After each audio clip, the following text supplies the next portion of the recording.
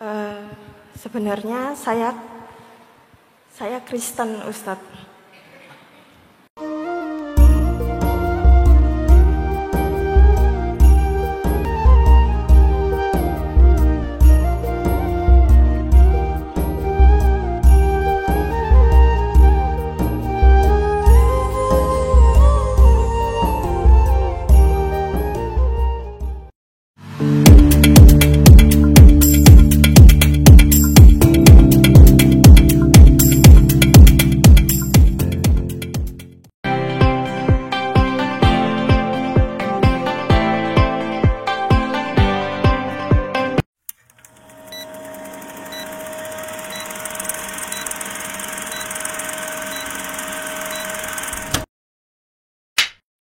Perkenalkan, nama saya Caca dari Semarang.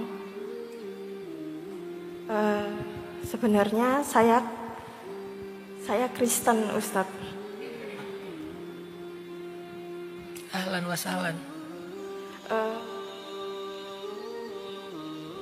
Maaf, Ustadz, sebentar. Saya lahir dari orang tua yang berbeda. Yang satu Islam, yang satu Kristen. Mungkin sekitar awal 2017 saya itu mendapat mimpi kalau saya ada di dalam masjid. Saya mau mualaf di dalam masjid. Udah ada ustadz, ada bapak saya, ada keluarga dari bapak saya. Tapi tiba-tiba ibu saya datang dan marah-marah, dan itu saya terbangun. Kemudian setelah beberapa bulan saya memberanikan diri untuk cerita ke bapak saya. Kemudian ternyata bapak saya juga mengharapkan salah satu anaknya bisa mengikuti bapak saya untuk beragama Islam. Kemudian setelah itu saya bermimpi lagi, kurang lebih mimpi yang sama. Saya sudah ada di dalam masjid, sudah ada bapak saya, keluarga dari bapak saya, tapi sama ibu saya marah dan tidak mau kalau saya ikut dengan bapak saya.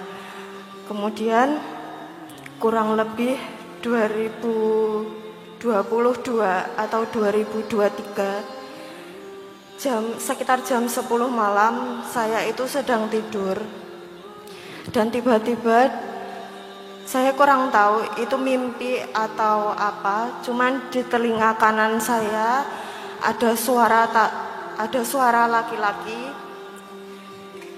dan di situ menuntun apa itu yang buat mualaf itu apa ya? Syahadat. Ya, syahadat.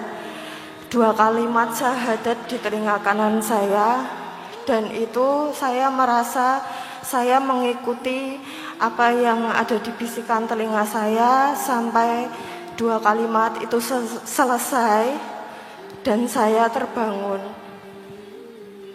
Dan di situ saya nggak tahu itu maksudnya apa.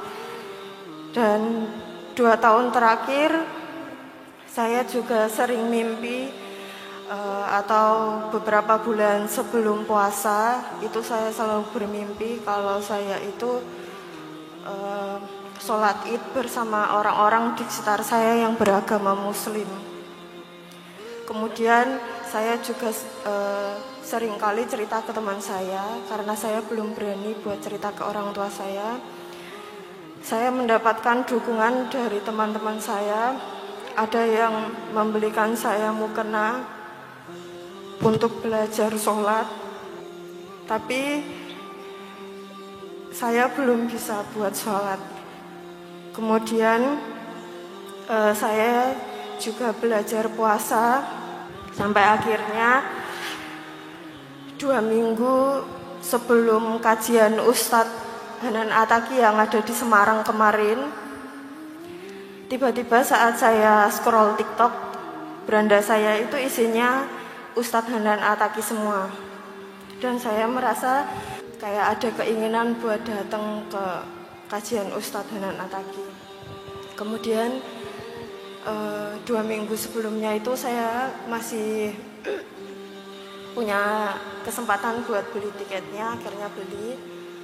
Dan itu sebenarnya yang sekarang ini adalah kajian ketiga saya, dan saya bisa mendapat kesempatan ini untuk bertanya ke Ustadz. Pertanyaannya, apa yang harus saya lakukan Ustadz, atau apa yang harus jalan mana yang harus saya ambil, karena saya merasa saya ada di perahu yang kecil dan terombang-ambing dari dua perahu besar yang ada di kanan dan kiri saya.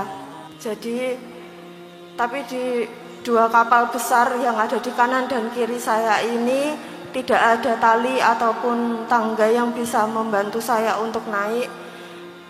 Jadi saya harus memilih jalan sendiri. Pertama, Allah Subhanahu wa taala memberi nasihat kepada semua hambanya. Kata Allah, la ikraha fid din. Tidak ada paksaan untuk memasuki agama Islam. Maka siapapun tidak boleh dan tidak berhak untuk memaksakan saudaranya, anaknya, orang tuanya, siapapun termasuk karyawannya untuk menjadi muslim. Itu tidak ada paksaan. Karena Islam tidak diterima dengan paksaan. Islam diterima dengan kesadaran. Itu pertama Mbak Caca. Jadi Mbak Caca jangan pernah merasa terpaksa dan tidak enak. Tapi jika Mbak Caca mau memutuskan berislam, putuskanlah karena Mbak Caca sadar dan yakin dengan kebenaran Islam. Dan tidak boleh juga ada yang memaksakan itu. Yang kedua, laqad arayna min ayatinal kubra, kata Allah. Sudah kami tampakkan, sudah kami tunjukkan banyak tanda-tanda kami. Mbak Caca itu sudah ditampakkan oleh Allah tanda-tanda, petunjuk-petunjuk agar Mbak Caca pulang kepada Allah. Tapi Allah tidak mau memaksakan. Allah hanya memberikan petunjuk-petunjuk untuk pulang.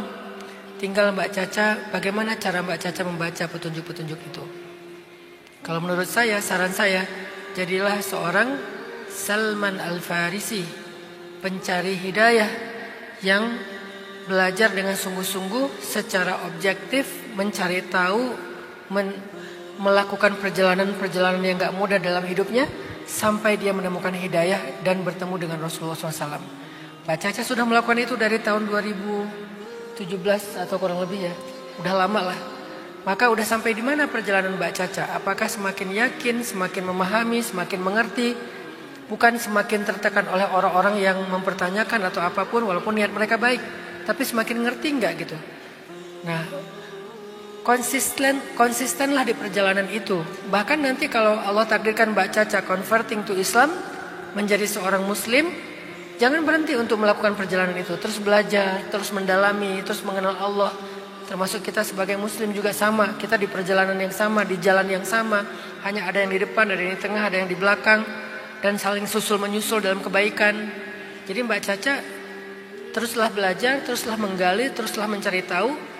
Sampai Mbak Caca udah yakin, kapanpun itu, sekarang atau besok, maka putuskanlah karena keyakinan, karena kesadaran, bukan karena tertekan atau merasa terpaksa. Jadilah Salman Al-Farisi. Dan bacalah tanda-tanda yang sudah Allah berikan ke dalam kehidupan kita. Baik mimpi ataupun kondisi, semua itu tanda-tanda. Dan baca juga, karena orang yang berislam dengan pengetahuan, orang yang berislam dengan kesadaran, orang yang berislam karena pencarian, itu Islamnya jauh lebih baik daripada Islam yang karena hanya turunan tapi dia gak menyadari apa-apa tentang Islamnya. Karena dia lahir sebagai seorang muslim, tapi dia gak mau lagi belajar tentang keislamannya. Mungkin dia hanya menjadi status muslim, tapi dia tidak memperbaiki diri sebagai muslim. Bisa aja Mbak Caca yang menemukan Islam di usia 20 tahun, 30 tahun, akan nyalip orang-orang yang Islamnya sejak lahir karena pencarian tadi, karena pemahaman dan pengetahuan tadi. Jadi tetap belajar terus sampai Mbak Caca yakin. Tetap bertanya, tetap membaca ayat-ayat Allah, termasuk tadi misalnya ada konten-konten saya di FYP-nya Mbak Caca ataupun mungkin di scrollingnya Mbak Caca, semua itu petunjuk-petunjuk untuk Allah tampakkan kepada Mbak Caca biar pulang kepada Allah. Tapi tidak ada paksaan. Yang terakhir, nanti Mbak Caca belajar juga dari Mus'ab bin Umair, seorang sahabat Nabi yang diuji setelah dia masuk Islam justru oleh ibunya. Dia masuk Islam, ibunya nggak rela, sehingga ibunya meng-cut off dia dan menarik semua sponsorship ibunya kepada dia. Yang tadinya dia punya pakaian yang halus, fasilitas hidup yang sangat baik, tiba-tiba ditarik semua sama ibunya. Dari anak sematawayang, anak kesayangan ibunya yang kaya menjadi anak yang homeless, gak punya apa-apa, miskin. Itu Mus'ab bin Umair. Gak berhasil juga, akhirnya ibunya ngambek, ibunya tantrum, ibunya marah-marah. Dan ibunya akhirnya mosal, guling-guling di tanah. Guling-guling di tanah, terus kayak jambak-jambak rambut. Terus ibunya bilang, saya gak akan makan kalau Mus'ab gak kembali kepada agama nenek moyang. Hampir Mus'ab karena gak tega sama ibunya, hampir aja Mus'ab menuruti keinginan ibunya. Karena gak tega.